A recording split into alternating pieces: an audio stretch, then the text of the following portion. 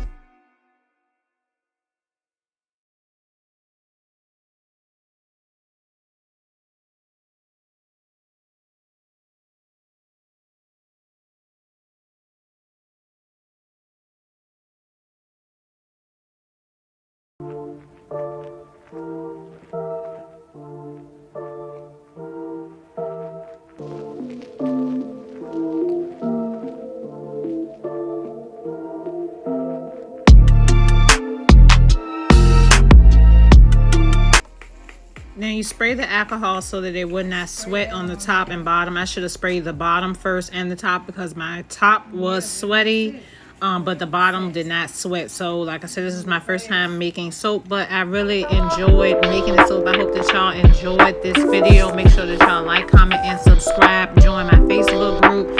And the soap really turned out really good. Make sure that you keep God first. As always, be blessed. I love y'all so much. Smooches. It's poppin', it's poppin', it's poppin', it's poppin'.